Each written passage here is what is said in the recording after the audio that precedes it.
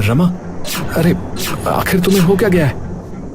चले जाओ यहाँ से, मुझे तुमसे नफरत है, मुझे तुमसे कोई बात नहीं करनी है। अरे लेकिन बताओ तो, अरे तुम्हें अचानक हो क्या गया है?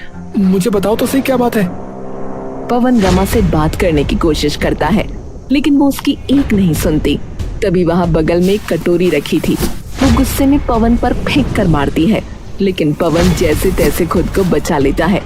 चले जाओ यहाँ से, मुझे सिर्फ बिट्टू से शादी करनी है। रमा पवन से मिलने जाती है। दोनों नदी किनारे बैठे थे और बातें कर रहे थे। अब हमें शादी के बारे में बात कर लेनी चाहिए। हाँ, लेकिन इतना कहकर रमा शांत हो जाती है। कोई चिंता उसे बहुत सता रही थी। वो आगे कुछ बोल नहीं पा रही थी। उसे घबराता देख पवन उसे समझाते हुए बोला, देखो, तुम चिंता मत करो। शादी के लिए मेरे माता पिता आकर तुम्हारी माँ से बात कर लेंगे। हाँ ठीक है, लेकिन मेरी ये चिंता नहीं है, मुझे मेरी माँ की चिंता हो रही है। जब मेरी शादी तुमसे हो जाएगी तो वो बिल्कुल अकेली रह जाएंगी, तब मैं क्या करूंगी? अरे अरे बस इतनी सी बात। अरे तुम फिक्र मत करो, मैं हूं ना। तुम्हारी माँ मेरी माँ जैसी ही है, हम दोनों मिलकर उनका ध्यान रखेंगे। तो ठीक है, फिर मुझे और कोई चिंता नहीं है। चलो अब हम घर चलते हैं, मुझे भी काम पर जाना है। चलो। दोनों अपने अपने रास्ते चले जाते हैं। रमा जंगल से होते हुए अपने घर की तरफ जा रही थी। तभी रास्ते में उसे बिट्टू मिलता है। वो एक पेड़ पर टेक लगाकर उसका रास्ता रोकते हुए बोला, ओहो मोहतरमा, किधर जा रही हो? तुम फिर से आ गए, मेरे रास्ते से हटो। अरे अरे, इतने भी जल्दी क्या है? तुम भी ना बहुत नखरे करती हो। अरे अब तो नखरा छोड़ दो। अब वैसे भी आज नहीं तो कल तुम्हें मेरा ही तो होना है। हाँ हाँ जरूर, सपने में। मैंने तुमसे कितनी बार कहा है मेरा पीछा छोड़ दो, लेकिन कोई बात नहीं। वैसे भी कुछ ही दिन बाद मेरी शादी होने वाली है। पवन के माता पिता मेरी माँ से मेरा हाथ मांगने मेरे घर आएंगे, तब तो तुझे समझ ही आ जाएगा। शायद तब तू अपने ख्यालों की दुनिया से बाहर निकल जाए। ऐसा नहीं हो सकता, और ना ही मैं ऐसा कभी होने दूंगा, समझी? मेरे जीते जी तो ऐसा कभी नहीं होगा। हाँ हाँ जरूर, देखते हैं। इतना कहकर रमा वहां से चली जाती है। तब बिट्टू गुस्से में दांत पीसते हुए कहता है, मैं तुझे इतनी आसानी से छोड़ने वाला नहीं हूँ।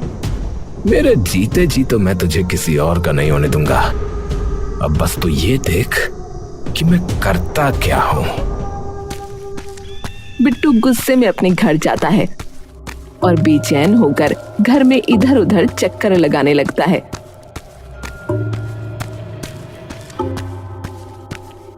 तब उसकी माँ विमला वहां आकर उसे इस तरह हैरान परेशान देखती है और बोलती है, अरे क्या बात है बेटा, तो इतना परेशान नजर क्यों आ रहा है? माँ तुम तो जानती हो ना कि मैं रमा को कितना पसंद करता हूँ। मैं उसे नहीं छोड़ सकता, बता रहा हूँ। मुझे वो चाहिए किसी भी हालत में। मैं उस पवन को मार डालूंगा। हाँ, मैं उसे जिंदा नहीं छोड़ूंगा। अरे बेटा तू शांत हो जा, इस तरह इतना परेशान मत हो। हमें कभी भी हड़बड़ी में ऐसा फैसला नहीं लेना चाहिए। तो तुम ही बताओ माँ, आखिर मैं क्या करूं? अगर मैंने अभी कुछ नहीं किया तो मैं रमा को हमेशा के लिए खो दूंगा। तू मेरा बेटा है, मैं तुझे इतना परेशान नहीं देख सकती। चिंता मत कर, देख मैं तेरे लिए क्या करती हूँ। मैं कुछ ऐसा करूंगी कि वो लड़की खुद ब खुद दौड़ते हुए तेरे पास आएगी। तू मुझे जानता है ना, मैं इतनी आसानी से हार नहीं मानने वाली। मैं बहुत कुछ कर सकती हूँ। ये बात सुनकर बिट्टू को एक उम्मीद की किरण नजर आई और उसकी आंखों में एक अलग चमक आ गई। ऐसा है तो ठीक है माँ, अगर ऐसा है तो मैं तुम पर विश्वास करता हूँ और ये कार्य मैं तुम्हें सौंपता हूँ। तुम्हें कैसे भी करके रमा को मेरे पास लाना ही होगा माँ। बिट्टू अगर किसी के लिए बेचैन था तो सिर्फ रमा के लिए। वो किसी भी कीमत पर उसे हासिल करना चाहता था। लेकिन वहीं दूसरी तरफ पवन के माता पिता रमा के घर उसकी माँ से बात करने आते हैं। जी नमस्ते, आइए आप यहाँ बैठ जाइए। जी नमस्कार बहन जी। जैसा कि आप पहले से ही जानती हैं कि हमारे दोनों बच्चे एक दूसरे को बहुत पसंद करते हैं।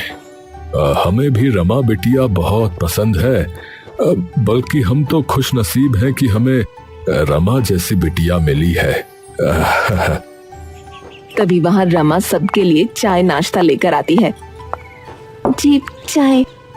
कितनी प्यारी बच्ची है, हमारे घर में आएगी तो आपको किसी चीज की चिंता करने की कोई जरूरत नहीं है। जी मेरा सौभाग्य है कि मेरी बेटी को आपके जैसा परिवार मिल रहा है। आपको देखकर मुझे अपनी बेटी की कोई चिंता नहीं है, लेकिन आप तो हमारे घर के हालात जानती है ना। देखिए शीला बहन, इन सब चीजों की चिंता मत कीजिए। ना तो हमें किसी चीज का लालच है और ना ही हमें कुछ चाहिए। बस आप अपनी बेटी को हमारे बेटे के साथ विदा कर दीजिए। जी आपका बहुत बहुत शुक्रिया। तो ठीक है, अगर सभी इस बात के लिए सहमत हैं तो मैं आज ही पंडित जी से बात कर लेता हूँ और एक अच्छा सा मुहूर्त निकलवा कर इनके विवाह की तिथि निकलवा लेते हैं, ताकि चटमंगनी और पट ब्याह हो जाए। जी मुझे भी मंजूर है। इस तरह पवन और रमा के रिश्ते के बारे में बात चलती है और उन दोनों की शादी तय हो जाती है। एक दिन दोनों नदी किनारे दोनों एक दूसरे के साथ बहुत खुश थे। मुझे खुशी है, हमारी शादी के लिए हमारे घर वाले मान गए हैं। हाँ सच में मुझे भी बहुत खुशी हो रही है।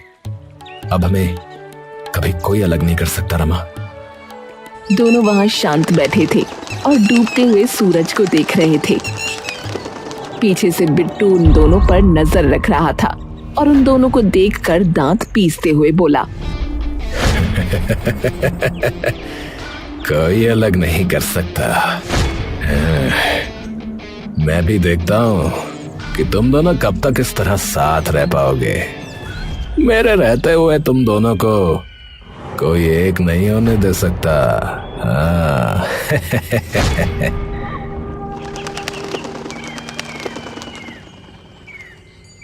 कुछ दिन बाद रमा अपने घर पर काम कर रही थी।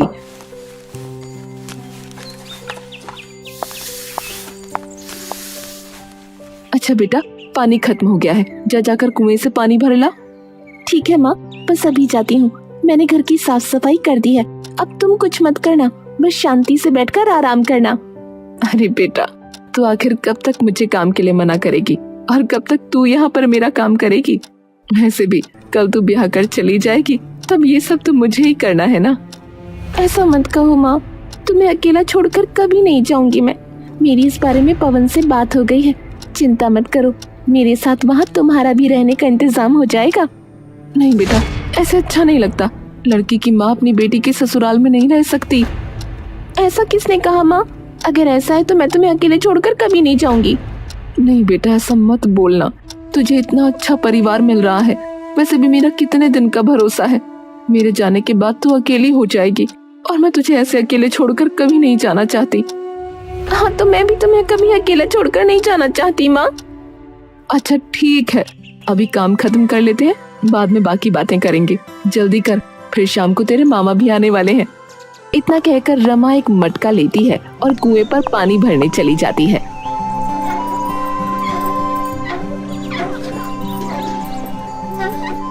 पानी भरकर वो जैसे ही वापस लौट रही थी, तभी उसके सामने बिट्टू आ जाता है। तो फिर से यहाँ आ गया? मैंने तुझे कितनी बार कहा है, मुझे परेशान करने की जरूरत नहीं है, चला जा यहाँ से, तेरा मेरा कुछ नहीं हो सकता। अरे मेरी रानी, अरे इतनी भी क्या जल्दी है? मैंने कहा था ना, मैं तुझे इतनी आसानी से नहीं छोड़ूंगा। तुझे मुझसे कोई अलग नहीं कर सकता, कोई भी नहीं।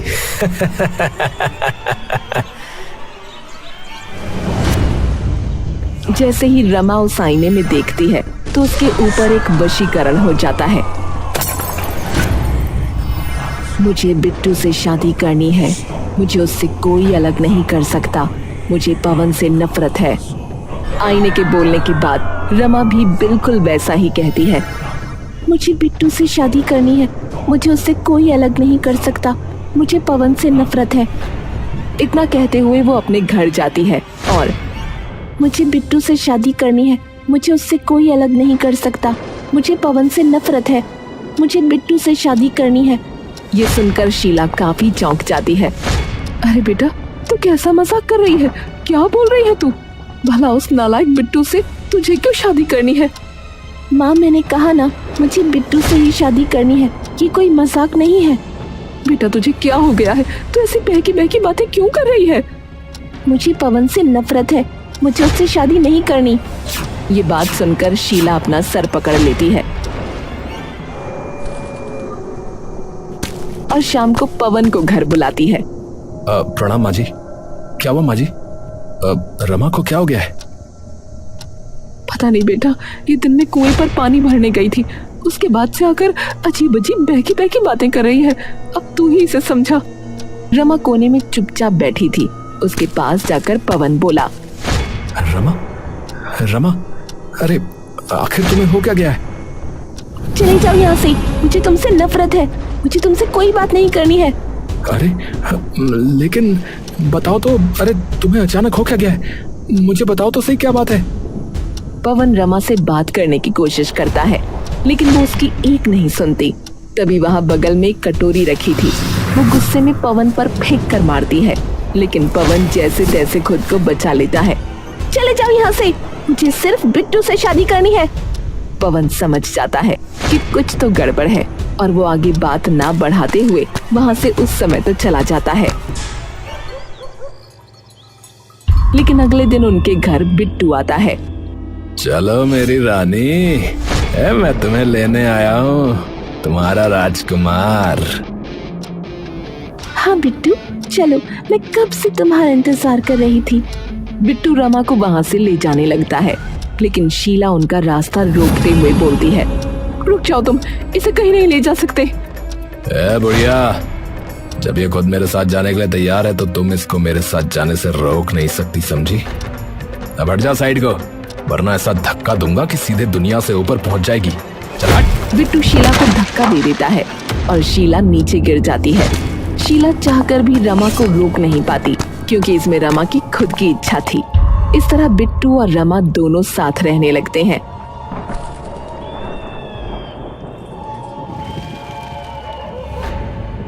माँ, तूने तो कमाल ही कर दिया माँ, तेरी तंत्र विद्याओं का तो जवाब ही नहीं। मुझे जो चाहिए था मिल गया। अब मैं रमा से सभी गांव वालों के सामने धूमधाम से अपनी शादी करूंगा। लेकिन माँ, मुझे डर है, अगर वो आईना किसी को मिल गया तो कुछ नहीं होगा। उस आईने की खास बात है कि जो व्यक्ति उस आईने में देखता है और आईने को हमने पहले से जो बोला है वही जादू उस व्यक्ति पर चल जाता है। मैंने इस बार आईने को कहा है कि जो भी आईने के सामने आकर रमा का वशीकरण तुड़वाने की कोशिश करेगा, उसका मानसिक संतुलन बिगड़ जाएगा। पहली बात, ना तो इस राज के बारे में किसी को पता चलेगा, और पता चल भी गया तो उसका मानसिक संतुलन ही बिगड़ जाएगा। अरे वाह माँ वाह, तूने तो बहुत ही कमाल कर दिया माँ। अब आएगा असली मजा। अब मुझे रमा से कोई अलग नहीं कर सकता। पवन ने खिड़की में छुपकर ये सब बातें सुन ली थीं। अब उसे सब पता चल गया था कि आखिर ये सब हो क्या रहा था। लेकिन अब मुझे समझ में नहीं आ रहा कि मैं क्या करूं। आखिर उस जादू आईने की क्या कमजोरी है? मुझे इस बारे में कुछ भी पता नहीं है। मैं रमा को इसके चंगुल से कैसे बचाऊं? हे भगवान, मेरी सहायता करो। पवन अपने एक दोस्त के पास जाता है और उसे सारी बात बताता है। अरे यार मित्र, ये तो तुम्हारे साथ बहुत ही बुरा हुआ भाई। हाँ यार, मुझे समझ में नहीं आ रहा है कि अब मैं क्या करूं। एक काम करते हैं यार, हम भी किसी तांत्रिक बाबा जी के पास जाते हैं। अब वही हमें इस बात का हल बता सकते हैं।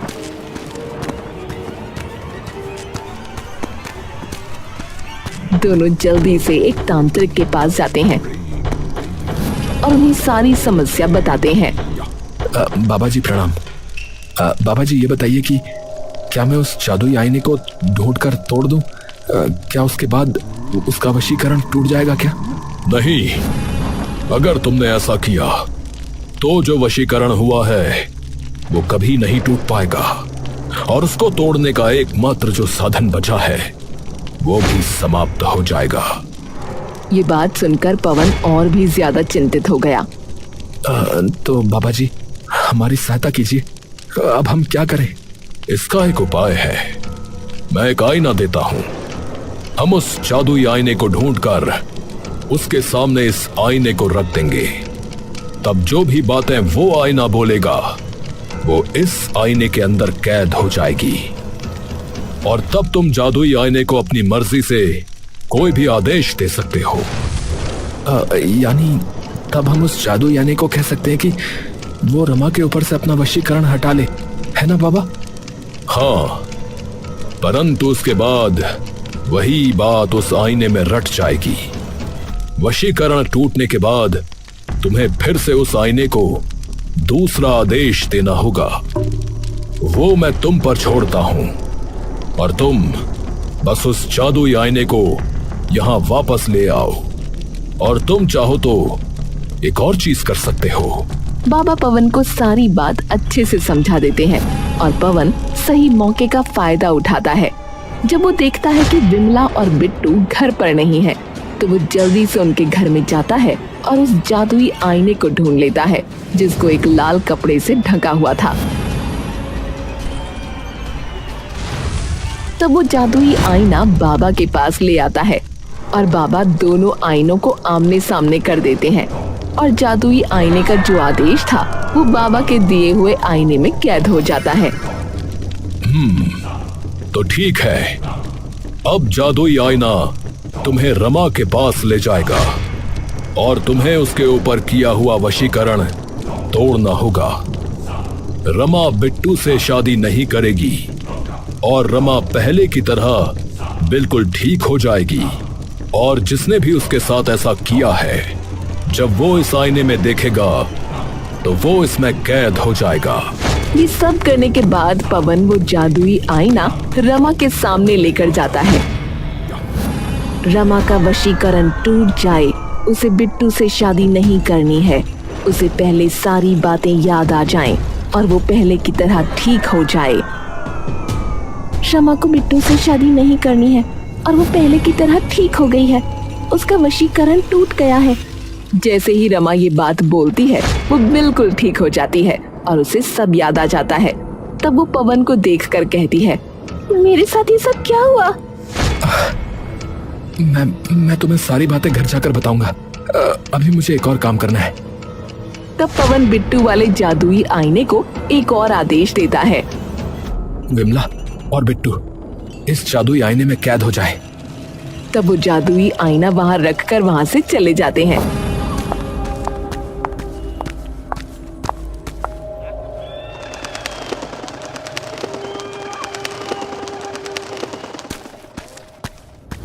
और जब बिट्टू घर में आता है तो देखता है कि रमा वहां नहीं है। ये सब क्या हो गया? तिल मिलाता हुआ बिट्टू गुस्से में रमा के घर जाता है।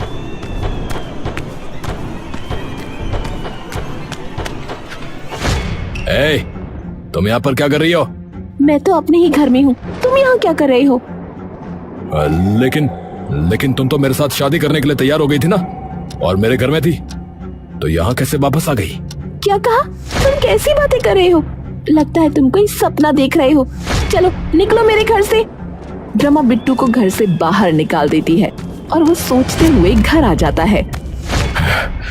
लगता है रमा का जादू खत्म हो गया है। मैं दोबारा उस जादुई आईने की मदद से उस पर वशीकरण कर दूंगा। हाँ। जैसे ही बिट्टू उस आईने को निकालता है और उसमें देखता है, वैसे ही बिट्टू और विमला हमेशा के लिए उस आईने में कैद हो जाते हैं। कुछ दिन बाद गांव में खबर फैल जाती है कि बिट्टू और उसकी माँ कहीं गायब हो गए हैं। लगता है जादुई आईने ने कमाल कर ही दिखाया। हाँ, अब सब ठीक हो गया है। तो अब बताओ भाई कि तुम दोनों शादी कब कर रहे हो? अरे यार, अब सब ठीक हो गया है, तो अब जल्दी कर लेते हैं। हाँ भाई जल्दी करो यार, है जल्दी करो भाई, मुझे भी तो शादी का लड्डू खाना है।